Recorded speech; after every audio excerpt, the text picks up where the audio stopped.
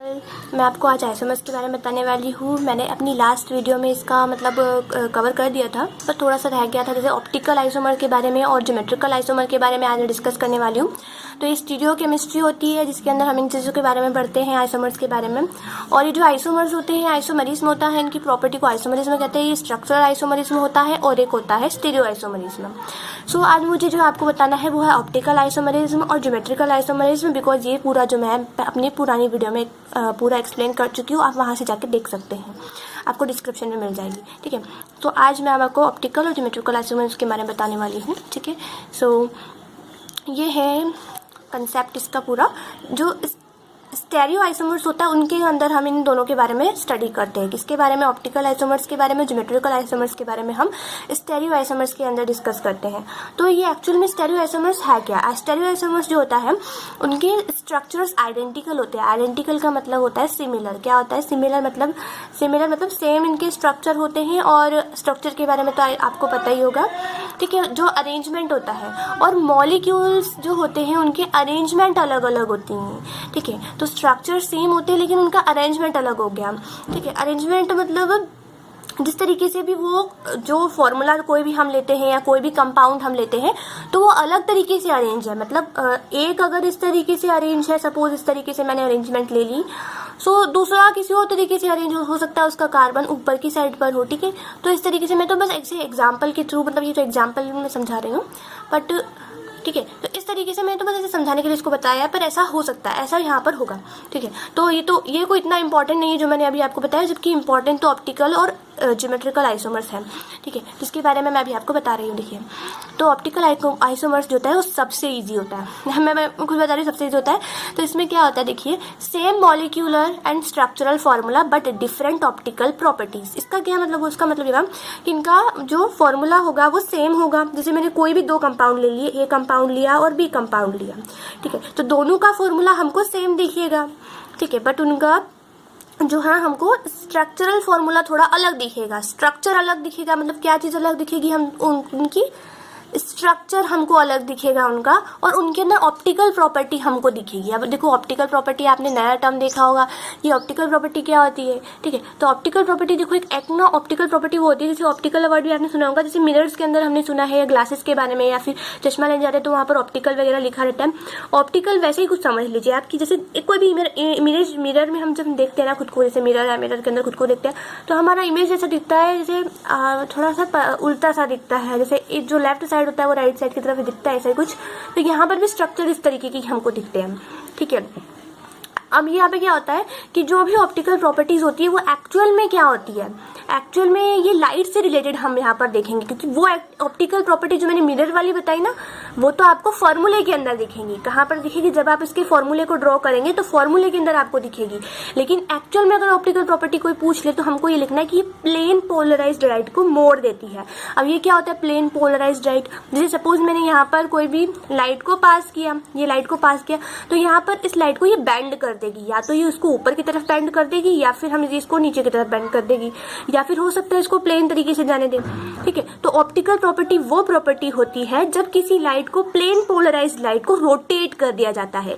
क्या कर दिया जाता है? प्लेन पोलराइज्ड लाइट को रोटेट कर दिया जाता है। अब ये प्लेन पोलराइज्ड लाइट जो है ना, ये कॉमन लाइट नहीं है, ये एक स्पेशल टाइप की लाइट है। हम सिंपल लाइट नहीं लिख सकते यहाँ पर, प्लेन पोलराइज्ड लाइट को ही रोटेट करती है ये यहाँ पर।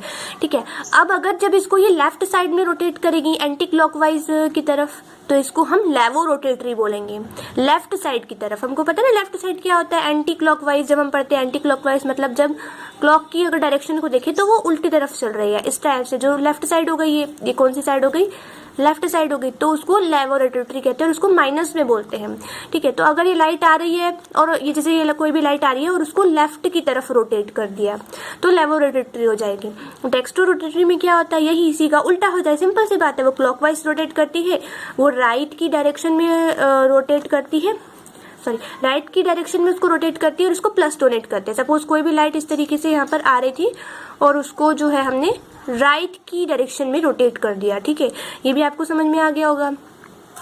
तो सिंपल सा है, बहुत कुछ भी नहीं है इसमें, इतना बड़ा वो दिख रहा है ना, सिंपल सा है कि यार ये ऑप्टिकल आइसोमर है, मतलब ये ऑप्टिकल प्रॉपर्टी से रिलेटेड है। देखो डेफिनेशन में ऑप्टिकल प्रॉपर्टी दिख रहा है, ठीक है। उसके बाद ऑप्टिकल प्रॉपर्टी क्या होती है, प्लेन पोलराइज्ड लाइट को मोड़ देती है, दैट मीन्स रोटेट कर देती है, बस इतना लिखना है।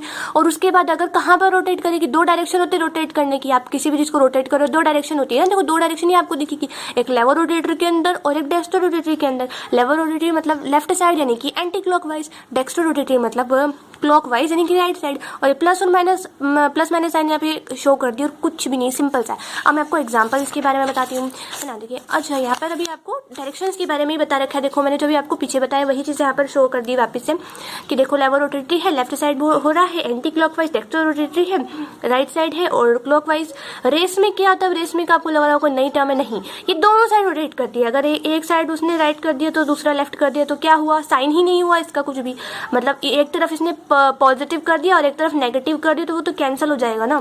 तो इसमें वो रोटेट ही नहीं करेगी, क्योंकि मतलब लाइट को वो रोटेट करना चाहती तो है, वो एक तरफ तो वो लाइट को राइट रोटेट करना चाहती है, एक तरफ वो लेफ्ट रोटेट करना चाहती है, प्लस और माइनस दोनों हो गए, कैंसिल हो गए, मतलब वो लाइट को रोटेट ही नहीं करेगी। ये देखो ये बात बहुत ही नोटिस करने वाली होती है। हम कभी कभी बोल देते हैं इसको कि हम ये दोनों तरफ रोटेट करती है, जबकि वो रोटेट तो दोनों तरफ कर रही है पर रोटेट हो नहीं पा रही है, ठीक है। ठीक है, ये तो वही बात होगी कि एक कोई भी ब्लॉक है, डब्बा है, उसको दोनों तरफ से धक्का दिया जाए तो वो खसकेगा थोड़ी, ये तो वही बात होगी। तो यही चीज़ है। अब ना ये बात हमको मतलब पता तो चल गई कि ऑप्टिकल एक्टिविटी है, लेकिन ये कैसे पता चलेगा कि कोई सब्सटेंस ऑप्टिकली एक्टिव है। अब ये पता लगाने के लिए कुछ टेक्निक तो होगी यार, हम ऐसे मन से थोड़ी बोल देंगे कि कोई भी सब्सटेंस है या कोई भी, मैंने C6H12O6 सपोज है, मैंने ग्लूकोज ले लिया और पता करना है कि भाई ये ऑप्टिकल एक्टिव है या नहीं, तो कुछ तो हमको मतलब कुछ टेक्निक तो यूज़ करनी पड़ेगी यार, इतना सब कुछ पढ़ा है तो अप्लाई कहाँ करेंगे।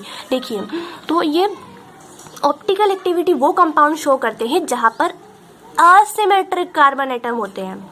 समझ में आ रही। असिमेट्रिक का ये मतलब होता है, असिमेट्रिक का ये मतलब होता है जैसे जिसका एक साइड दूसरे साइड से मैच नहीं करता है। जैसे अगर आप सर्कल ले लो तो सर्कल की एक साइड दूसरे साइड से मैच करेगा ना, करेगा, लेकिन मुझे ऐसा कंपाउंड ही नहीं लेना है। ऐसा कंपाउंड कभी भी आपको ऑप्टिकल एक्टिविटी शो नहीं करेगा, आपको हमेशा asymmetric compound optical activity show करेगा।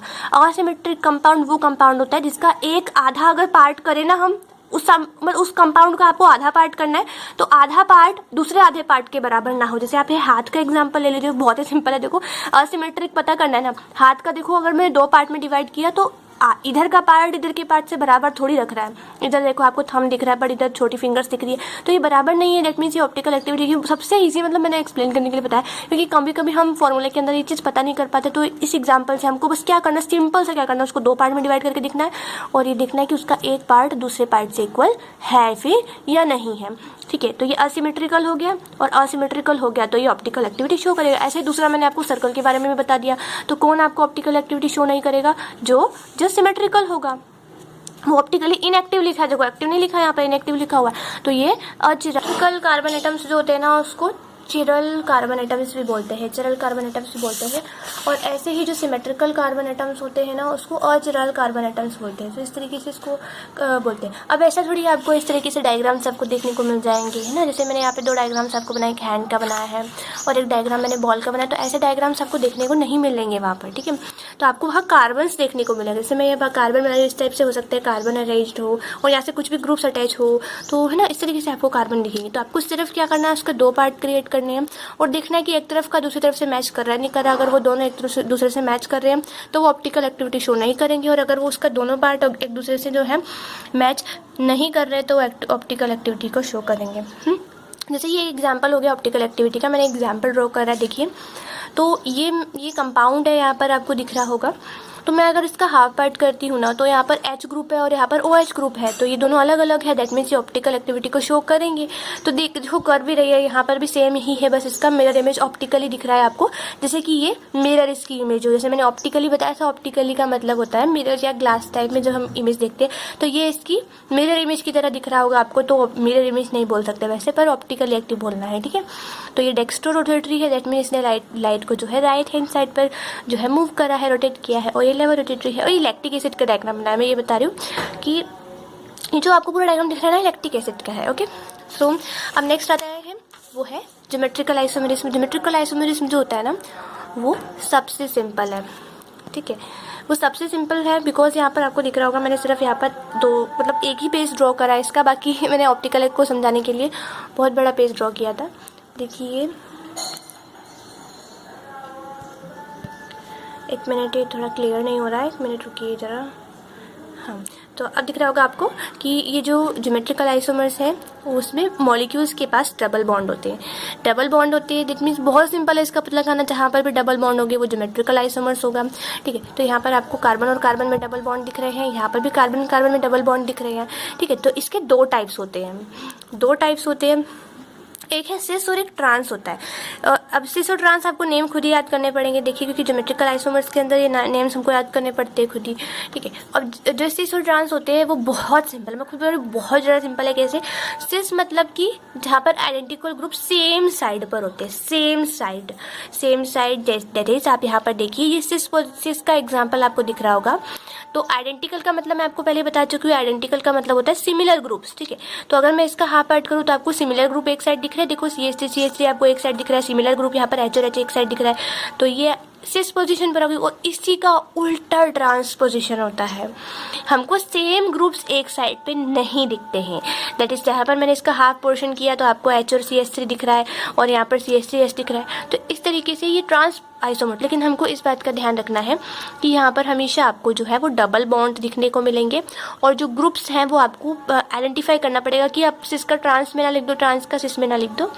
सो हमको इसको प्रॉपर्ली लर्न करना पड़ेगा कि सिस एक्चुअल में किसको कहते हैं। ठीक है, तो इसको सिर्फ क्या करना है, आपको सभी डायग्राम्स का हाफ करके देख लेना है। देखो जहाँ पर भी डबल बॉन्ड दिखे तो उसको ज्योमेट्रिकल का नाम दे देना है, और ऑप्टिकल का पता करना है तो हाफ करके देख लो आप कि सिमेट्रिकल है या असिमेट्रिकल ऑप्टिकल एक्टिविटी शो करता है नहीं करता।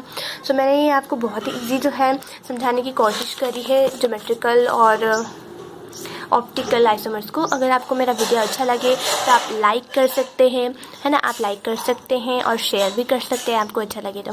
और आपको अगर हो सकता है कोई टॉपिक समझ में नहीं आ रहा हो स्टडी में तो आप मुझे कमेंट करके बता सकते हैं, मैं उसको बहुत ईजी वे में समझाने की कोशिश करूँगी। और मैंने अभी भी बहुत ईजी वे में समझाने की कोशिश करी है। सो मैंने इसकी बहुत शॉर्ट नोट्स समझाने की कोशिश करी। अगर आपको फिर भी कोई कन्फ्यूजन है या आपको कोई नोट्स वगैरह चाहिए तो आप मुझे कमेंट करके बता सकते हैं। Thank you so much guys.